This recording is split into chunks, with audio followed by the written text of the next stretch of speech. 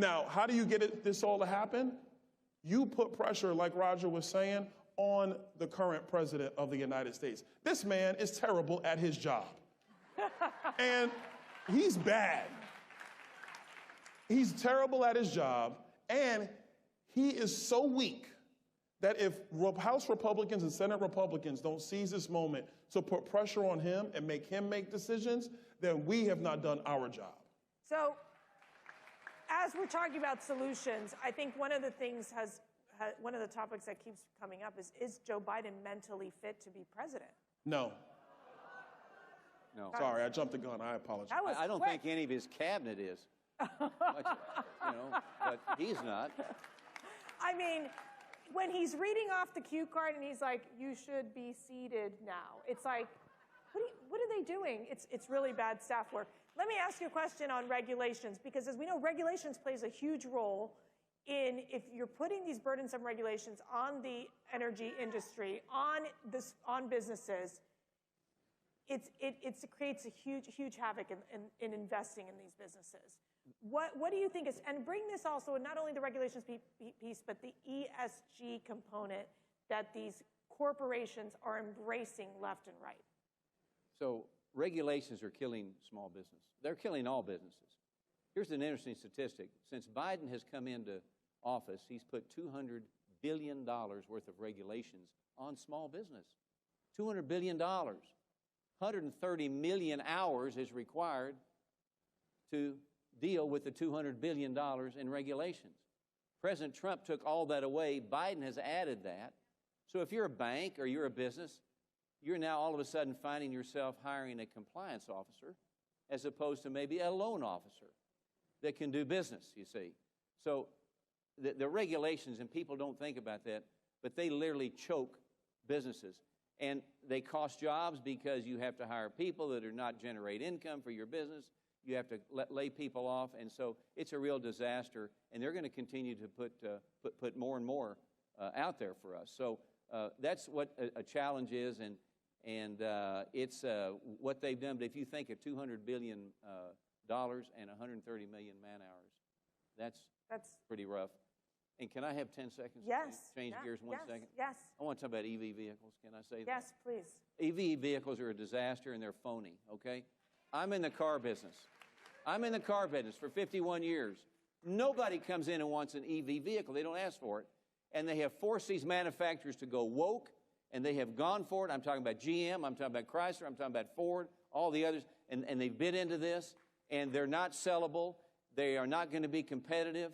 I've said all along, if you live in Texas, you live right here, and you want to take a jet ski, a boat, or a horse trailer to Midland, Texas, you're never going to get there. And they want the government to put out the charging stations when that ought to be the job of the private sector, like they did with gas stations back in the 20s.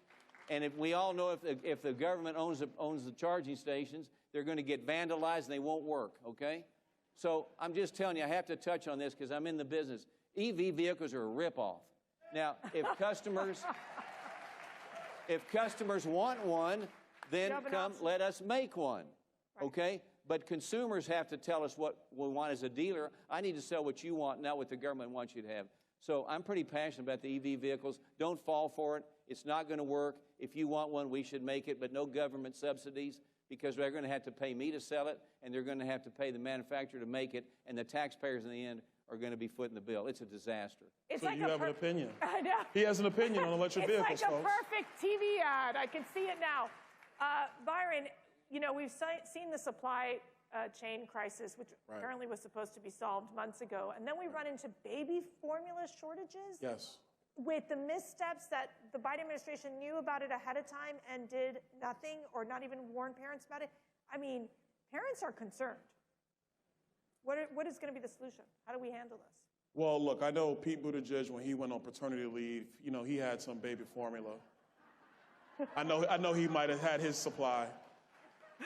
But look, this is a real tragedy. And the reality is that there are serious reforms that have to be done at the FDA. And this administration is not going to do it. When you have a situation where parents can't get baby formula, like I used to buy the baby formula in my house, love you, honey, but I did. I went out and bought it. I know what it is. I have to go find the formula. And you have to keep the same formula. You can't switch. Yeah. Because the baby will reject it. Right. So when you do this across the country and you don't have a plan in place, you have a situation where children might have lower birth weight, birth growth rates, lower brain development over the long term. This is a serious tragedy for infants.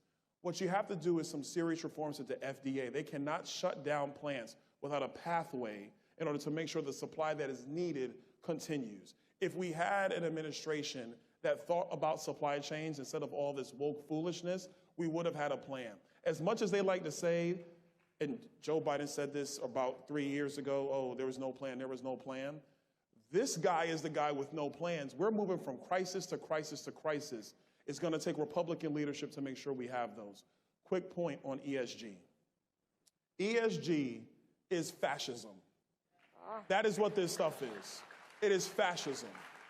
When you have knuckleheads in the bureaucracy who've never run a business, who've never really had a real job, and now they get to set the standards for what societal goals are, what energy goals are, they are no better than a Politburo who's going to try to design an economy, and these guys are dummies and don't know even how to work in an economy, let alone how to design an economy.